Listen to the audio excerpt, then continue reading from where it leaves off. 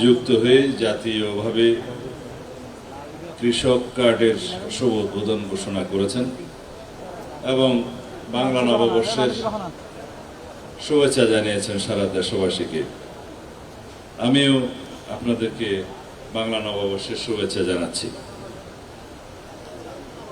কৃষক কার্ড প্রদানের এই মুহূর্ত আমাদের জাতীয় জীবনে একটি ঐতিহাসিক মুহূর্ত হিসাবে রয়ে যাবে, কারণ এই দেশের কৃষককে মূল্যায়ন করার জন্য অতীতের সরকারের মধ্যে আমাদের দলের প্রতিষ্ঠাতা এদেশের কিংবদন্তি মহানায়ক মহান স্বাধীনতার ঘোষক শহীদ রাষ্ট্রপতি জিয়াউর রহমান প্রথম উদ্যোগ নিয়েছিলেন। খাল খনন কর্মসূচি, 3 ফসলের প্রচলন এবং বাংলাদেশকে স্বনির্ভর বাংলাদেশে রূপান্তর করার জন্য, কৃষির সমৃদ্ধির জন্য তিনি যে উদ্যোগ নিয়েছিলেন তার ফল এই জাতি পেয়েছিল।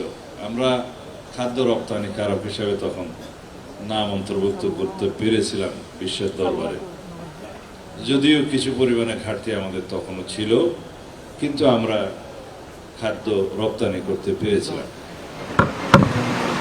তারই উদ্যোগ প্রাথমিকভাবে আমরা দেখতে পাই কৃষিতে সেচের প্রচলন বৃদ্ধি করার জন্য, বড় মৌসুমের চাষাবাদের জন্য। আমাদের এলাকাতে অনেক ক্রস ড্যাম নির্মাণ করা হয়েছিল। পরবর্তীতে এগুলো দেশনেত্রী বেগম খালেদা জিয়ার 2001 সালের সরকারের সময়ে সবগুলোই আমরা রাবার ড্যামে পরিণত করতে পেরেছি। কক্সবাজার সদর এলাকায় আছে, বাকখালীতে আছে, চকরিয়াতে অনেকগুলো আছে, পেকুয়াতেও আছে। সেই রাবার ড্যাম প্রচলনের মধ্য দিয়ে আমাদের বুড়ো মৌসুমে কৃষকদের একটা নিশ্চিত চাষাবাদের গ্যারান্টি দিতে পেরেছিলাম আমরা, যদিও সেগুলো মেরামতযোগ্য বেশ অনেক বছর পর পর।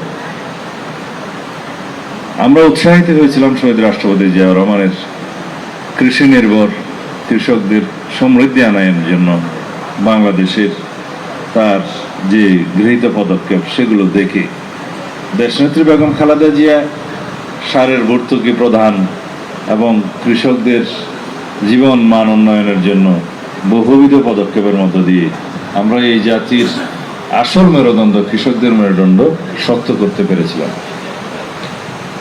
তার সাথে খুব গভীরভাবে একটা বিষয় জড়িত, প্রতিবেশ রক্ষা করা, জীববৈচিত্র্য রক্ষা করা।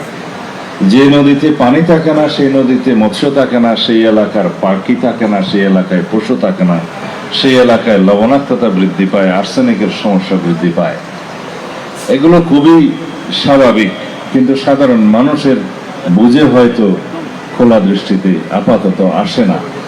সেটা বাংলাদেশের দক্ষিণ পশ্চিমাঞ্চলের আর্সেনিক সমস্যা যদি আমরা দেখি, সেই সমস্যার কারণে হয়েছে, লবণাক্ততা হয়েছে এবং মিঠা পানির প্রবাহ বন্ধ করার কারণে নদীর সিলট্রেশন সহ আরো অনেক সমস্যা আমরা পড়েছি। যার কারণে আমাদের এখন উদ্যোগ হচ্ছে, আমাদের নেতা জনাব তারেক রহমানের সুদূর প্রসারী একটা পরিকল্পনা হচ্ছে।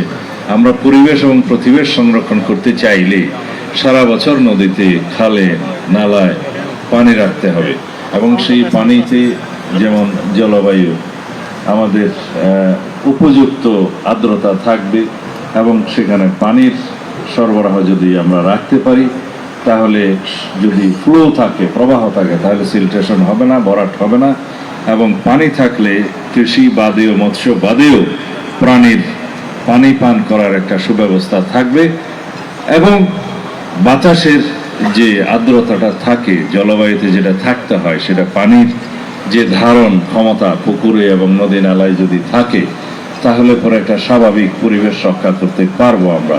এটাকেই বলা হয় আমরা পরিবেশগত, মানে এনভায়রনমেন্টাল, আমরা একটা এনভায়রনমেন্ট ফ্রেন্ডলি কান্ট্রি করতে পারবো। তার সাথে আমরা ক্লাইমেট চেঞ্জের হাত থেকে বাঁচতে পারবো। এই বহুবিধ পরিকল্পনার মধ্য দিয়ে আমরা এই খাল খনন কর্মসূচিকে পুনরায় হাতে নিয়েছি। শহীদ রাষ্ট্রপতি জিয়াউর রহমানের সেই পদক্ষেপকে আমরা পুনরুজ্জীবিত করেছি। এইভাবে যদি আমরা চিন্তা করি তাহলে আপনারা বুঝতে পারবেন শুধু খাল কাটবো, পানি আসবে, শেষ মৌসুমে বড় মৌসুমে আমরা চাষাবাদ করব, সেটা শুধু একটি লাইন। কিন্তু আমি যে বর্ণনাগুলো দিলাম সেই বহুবিধ এই উপকারগুলো আপনারা নজরে রাখবেন। তার সাথে মৎস্য আছে, পাখি আছে, পরিবেশ আছে, প্রতিবেশ আছে, চাষাবাদ আছে, এবং অন্যান্য ক্ষেত্রে আমাদের যে ভারসাম্য রক্ষা করা পরিবেশের, সেই বিষয়টা খুব বেশিভাবে জড়িত।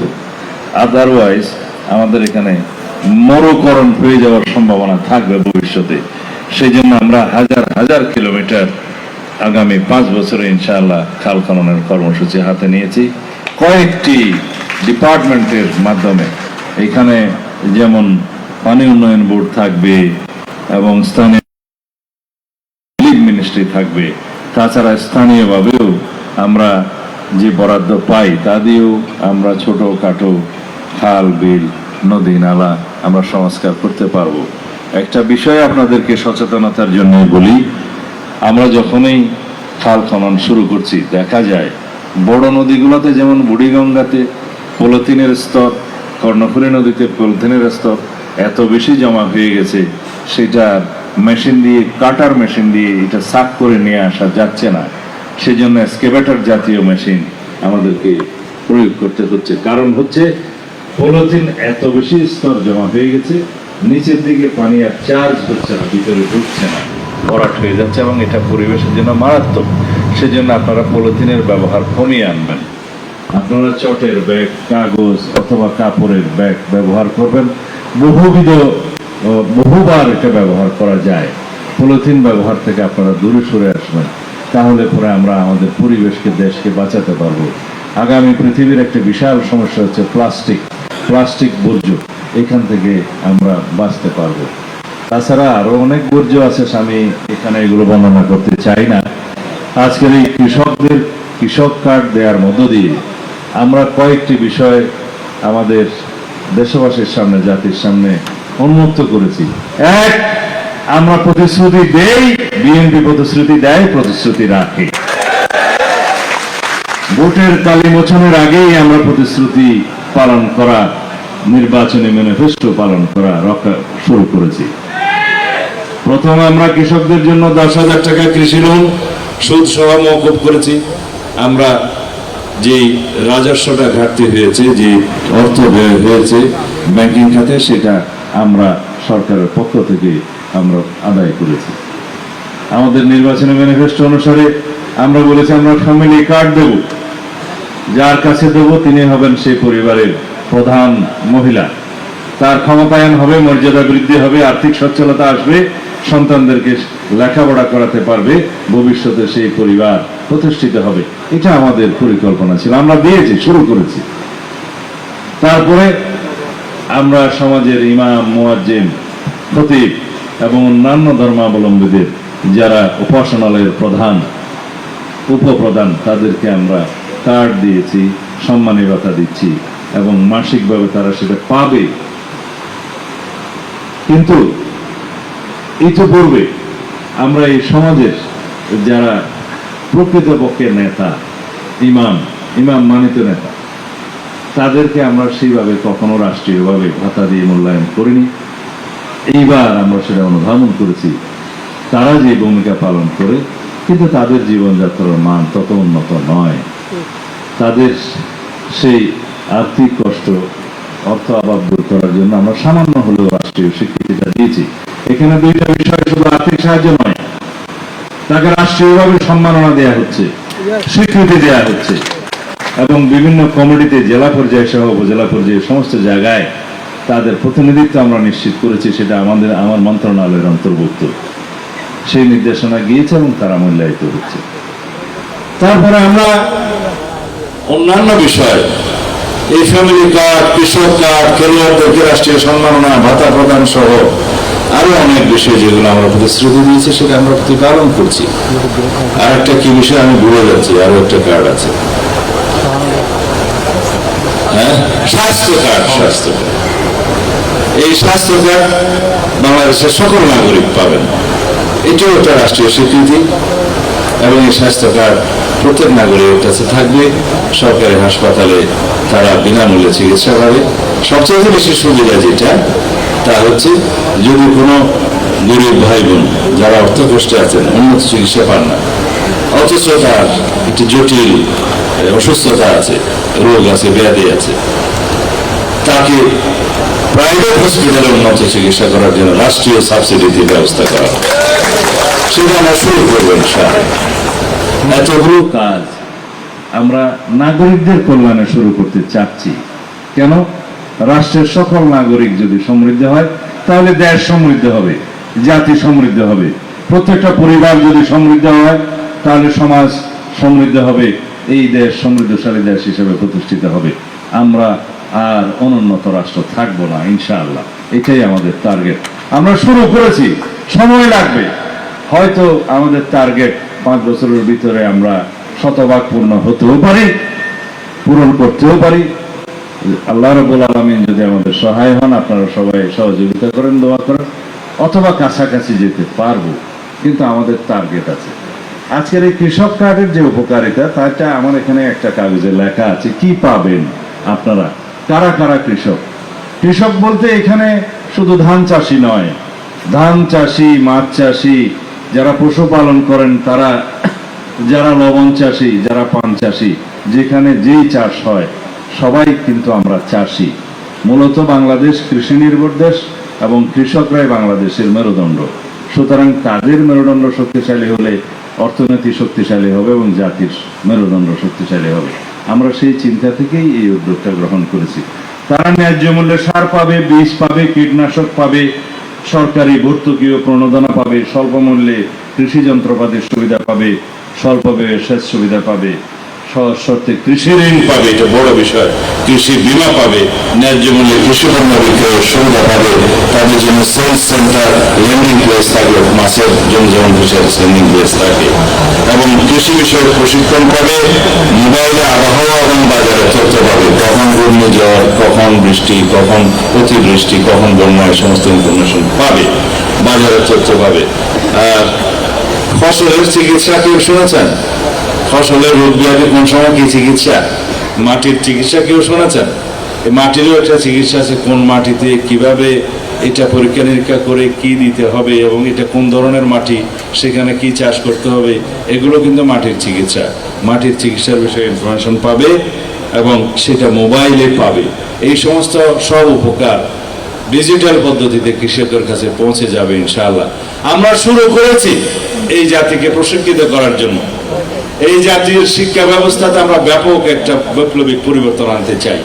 কারণ কোনো বেকার সৃষ্টির লক্ষ্যে আমরা কোনো শিক্ষা ব্যবস্থা রাখতে চাই না। এই দেশের প্রত্যেকটা শিক্ষিত যুবক যুবতী, শিক্ষার্থী সবাই যাতে কর্মক্ষম হাতে পরিণত হয়, যারা 2 হাতে কাজ করতে পারে, সেরকম শিক্ষা ব্যবস্থা আমরা প্রণয়ন করছি। এবং সেই শিক্ষা ব্যবস্থার প্রাথমিক পর্যায় থেকে মাধ্যমিক এবং উচ্চ মাধ্যমিক পর্যন্ত সবাইকে একটি তৃতীয় ভাষা এবং একটি কারিগরি শিক্ষায় প্রশিক্ষণ নিতে হবে বাধ্যতামূলকভাবে, খেলাধুলায় অংশগ্রহণ করতে হবে। তাহলে পরে আজকে আমরা শুরু করলাম, 10 বছর পরে আমরা সেই উৎপাদনটা পাবো ইনশাআল্লাহ। তখন হয়তো আমরা বেঁচে নাও থাকতে পারি, কিন্তু আমরা হয়তো চোখে দেখে নাও যেতে পারি, কিন্তু এই জাতি দেখবে ইনশাআল্লাহ। আমরা মরে গিয়েও শান্তি পাবো, আমরা তখন থেকে দেখব ইনশাআল্লাহ। যারা এই বাংলাদেশের নতুন যাত্রা বিনির্মাণে অবদান রেখেছেন, সকল শহীদদের প্রতি আমি শ্রদ্ধা জানাই। 71-এর সকল বীর শহীদদের প্রতি শ্রদ্ধা জানাই। 24-এর সকল বীর শহীদদের প্রতি যারা হতভঙ্গ হয়েছেন তাদের প্রতি শ্রদ্ধা জানাই, সহানুভূতি জানাই। আমরা আজকে যে যাত্রা শুরু করলাম, এই গণতান্ত্রিক অভিযাত্রা যাতে চালু থাকে, আপনারা সবাই সেজন্য সজাগ থাকবেন, সচেষ্ট থাকবেন। এই দেশে আমার ভাই শাহজাহান চৌধুরী যেটা বলেছে যে মাদক একটা বিশাল সমস্যা, আপনারা সবাই সামাজিক সচেতনতা শুরু করেন। আইন শৃঙ্খলা বাহিনী তার নির্ধারিত কাজ করবে ইনশাআল্লাহ। বাংলাদেশ যাতে মাদক মুক্ত হয়, সেজন্য আমরা অতি শীঘ্র এই বিষয়ে অভিযান পরিচালনা করব। দ্বিতীয়ত, জুয়া এবং অনলাইন জুয়া, এটা বন্ধ করার জন্য আমরা এখন গবেষণা করছি কিভাবে কি করা যায়। এটা সামাজিক ব্যাধিতে পরিণত হয়েছে। তারপরে বাংলাদেশে, আমাকে বলতে দেন, বাংলাদেশে এই কয়েকটি অঞ্চল আছে যেখানে মানব পাচারের বিষয়টা চলে এসছে সামনে, তার মধ্যে টেকনাফ, পুকিয়া, কক্সবাজার এগুলো আছে। মানব পাচার রোধ করার জন্য ইতিমধ্যে আমরা আইন শৃঙ্খলা বাহিনীকে আমাদের নির্দেশনা দিয়েছি যে সমস্ত পয়েন্টে এগুলো হয় এবং যেখানে যেখানে যায় সে সমস্ত বিষয়গুলো তারা পরীক্ষা নিরীক্ষা করে একদম অর্গানাইজড ওয়েতে খুব সুশৃঙ্খলভাবে তারা নামবে। সুতরাং মানব পাচার বন্ধ করার জন্য সরকারি উদ্যোগ থাকবে, আইন শৃঙ্খলা রক্ষাকারী বাহিনীগুলো তাদের নিজস্ব অভিযান পরিচালনা করবে।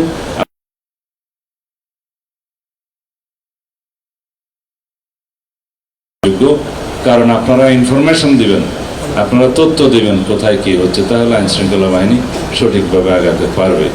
আমরা আশা করি ইনশাআল্লাহ আপনাদের সকলের সহযোগিতায় আমরা এই দেশের সর্বাঙ্গীন কল্যাণ করতে পারবো, এই দেশবাসীর সর্বাঙ্গীন কল্যাণ নিশ্চিত করতে পারবো। খোদা হাফেজ, বাংলাদেশ জিন্দাবাদ।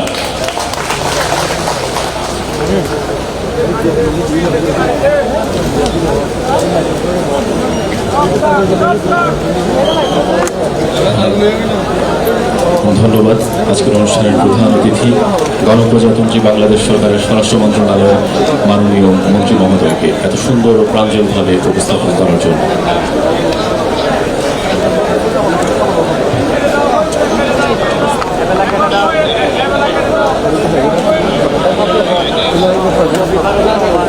সম্মানিত উপস্থিতি, আজকে 15 জনের কৃষক কার্ড বিতরণ